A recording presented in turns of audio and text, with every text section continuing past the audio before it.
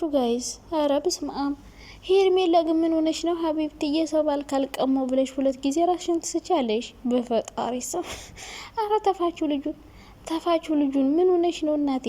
በቅርቡ ገና በቤተሰብ ልንጋባ ነው። ፕሮግራም እየተዘጋጀ ነው። አብርሽና ሩታ ስትታረቁ ትልቅ የቤተሰብ ፕሮግራም አለ።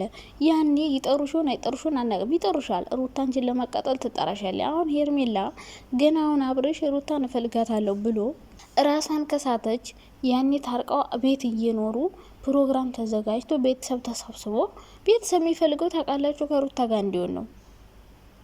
ከሩታ ጋር እንዲሆን ስለሚፈልጉ ነው። ቡዜ እንኳን መታ አብርሽ ምን ሆኖ ነው እስኪ ወደ ጸበሉ ተሉ ታማር እያለ ሁሉ ሰው ሲቆምጥ ምንም አላለችም። ኤፋ ወንድሙ እንዳለ እርግጠኛ ስለሆነች ነው። ኤፍሬም ስላለ አብርሽን ምንም እንደማታረገው ሩታ ታውቃለች። ቡዜም ብትሆን አብርሽ ከሩታ ጋር እንዲሆን ነው የምትፈልገው። ሁሉም ከሩታ ጋር እንዲሆን ነው የሚፈልገው። ሄርሜላ ሆና እንጂ ቤተሰብ ማይፈልግሽ አብርሽ ማይፈልግሽ ለምንድን ነው እንደዚህ ራስሽን አዋርደሽ 2 ጊዜ ራስሽን የምትስጪው? አሁን መኖር ሲጀምር ደግሞ በቃ ኤሌክትሪክ ይዘሽ ራስሽን ልትሰቀይ ነው ማለት ነው። ልትሰቀይው ነው ወይ ራስሽን? እንዴ አንቺ አብረሽ ሄደ ማለት ህይወት አበቃ ማለት ነው እንዴ? አሁን እኔ ምን አረጋለሁ እንግዲህ ምን አደርጋለሁ? አሁን ሄርሜላን ጋይስ መከርኩ ተይ ሰው ትዳር ማለት ትግቢ ተይ፣ ነገ ይታረቃሉ እነዚህ አልሰማ ብላኛለች። አሁን ደግሞ ላጽናናት እንጂ ምን አረጋለሁ? ላጽናናት ምንም ማረግ አይቻልም ጋይስ። ምከረው ቢሲል መከራ ይምከረው። ሄርሚዬ አይዞሽ እኔ ወዳ አይዞሽ። ሶፍት ስጡ ይላልቀስላት ነገርሽ ነበረ ይመለሳል ብዬሻለሁ። ወደ ራስ ተመለስ የምትሉ ሰዎች ደግሞ አይመለስም። ካልፈልግስ መመለስ ካልፈልግ አይመለስም። በቃ እንዲ መመለስ አይፈልግማ። ትንሽ መተወን ይፈልጋል። እንዴት አሁን ይመለሳል? አሁን ከተመለሰ እኮ ይነቃበታል። ስለዚህ አሁን አብረሽ ወደ ራሱ አይመለስም። ካራክተር ውስጥ ሆኖ ገና 4-5 ቪዲዮ ይሰራል። ገና በጣም ብዙ ቀን አብረሽ ታሟል። ቀብጦ ምን ሆኖ ታሟል እንዴ? ራበኝ እያለ እኮ ነው ልጁ። ራበኝ አብረሽ ግን ማርያምን ትለያለ። መብራንን በጣም ካራክተሩ ግን አያስቃችሁም? በጣም ያስቃል እኮ አብረሽ ከኔ ጋር ኖረ። ኧረ እባክሽ እኔ አንቺን አልፈልግም። ከሩታ እኮ ልጅ ያለኝ ሩታ ጋር ነው መኖር ፈልግ። ኧረ ጥላኝ ሄደች ሩታ ራበኝ ምግብ ልብላለች። ለምን አትሄጂም ወደ ቤትሽ? ሄርሜላ መጫወቻ አሁን ጀምር መጫወቻ። የኔ ምስኪና አይዞሽ አበብቴ ምንም ማድረግ አይቻልም። ሲቀጥል ደግሞ በመስቀል መተት ምናምን የምትሉ ሰዎች በመስቀል እንዴት? መስቀል እኮ ኃይላችን ነው ይባላል። መስቀል ኃይላችን ነው። መስቀል ሰይጣን መስቀልን አያሸንፍም። አንድ ነገር ልንገራችሁ ክርስቲያኖች፣ ስለ መስቀል በደንብ እወቁ ማለት ነው። በመስቀል መተት አይደረግም። ይህን ማወቅ አለባችሁ። መተት እንኳን ቢደረግ በጸጉር በልብስ በምናምን ነው እንጂ በመስቀል አይደረግም። እሺ ዩካን አንደርስታንድ የሚገባቸው ተግባባን። ሲቀጥል መተት የተደረገበት ሰው እንደዚህ አይደለም። እናንተ አሁን አብረሽ አይዲያ እየሰጣችሁ ነው። ችግሩ እኮ ይሄ ነው። እናንተ ችግራችሁ ይሄ ነው። አሁን መተት አላችሁት። አብረሽ ልክ መተት የተደረገበት እያስመሰለ እየተወለላችሁ ነው። በቃ አይዲያ ከእናንተ ነው የወሰደው አብረሽ። በቃ ከእናንተ ወስዷል። አሁን መተት አላችሁ። መተት ተደርጎብኛል ልክ የተደረገበት እያስመሰለ ነው። የሆነ ጅልጅል እየመሰለ ነው። ከትናንት ወዲያ ያለው ጭራሽ አያስመስልም። ትናንት ደግሞ ልክ መተት እንደተደረገበት ሩታ እንዳስባለው ማለት ነው።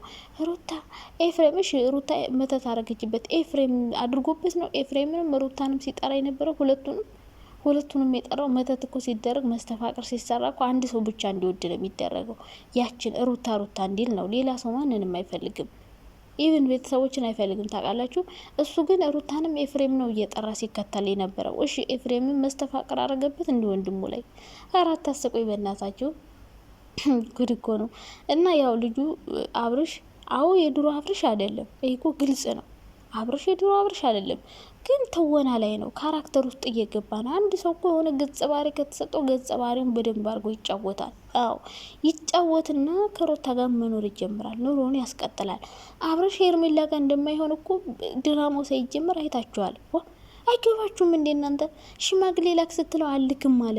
እህትየው ሳትቀር ሽማግሌ ላክ ብላ ለአብርሽ ማላጅ ለአቤላ ማላጅ ላከች። በቃ ጊዜው አይደለም ማለሱ በቃ አይፈልግም መላክ። እና ታዲያ ልጅቷ እርጉዝ ናት። ለምንድን ነው ያላከላት? ስለማይፈልግ ከሷ ጋር መሆን። ስለዚህ ሩታ ጋር ደግሞ እንደዚህ ብሎ ቀጥ ብሎ መመለስ አይችልም።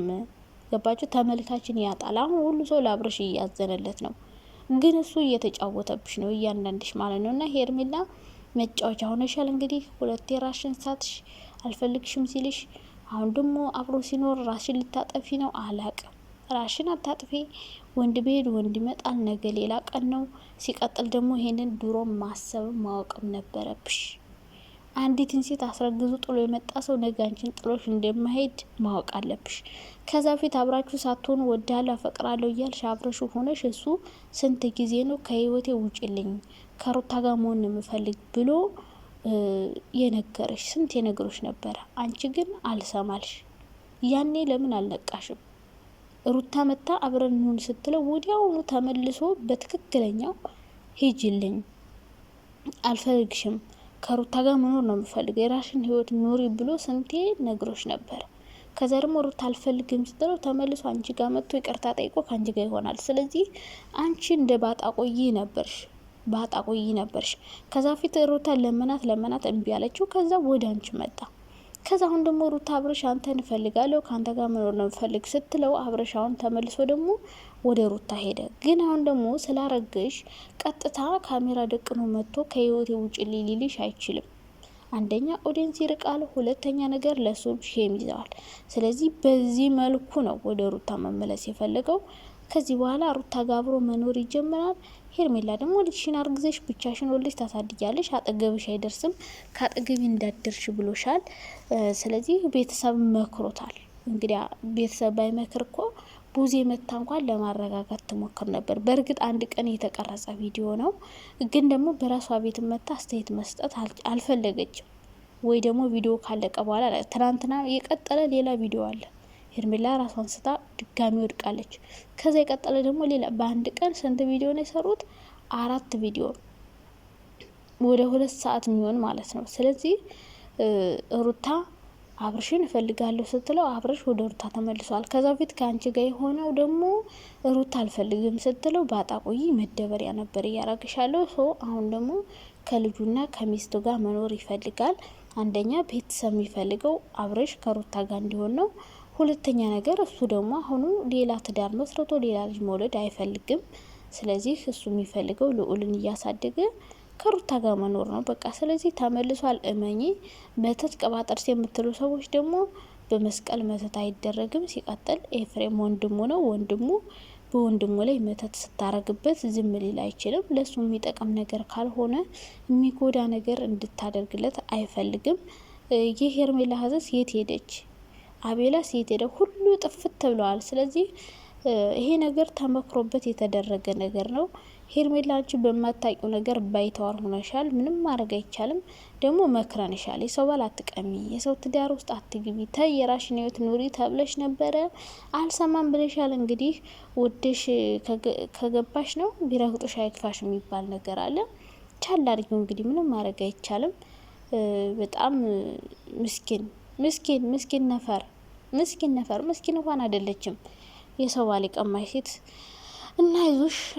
ከዛ ውጭ ሁልሽም አብረሽ ታሟል ምናምን እያላችሁ የምታለቅሱ ሰዎች አልቅሱ ትንሽ። እሱ ያን ቪዲዮ እያየ ፈታ እያለ ይስቃል ከካሜራ ጀርባ። ኧረ አብረሽ ትመቸኛለህ። የምር ትወና እኮ ትመቸኛለህ። አንደኛ ነህ የምር አንደኛ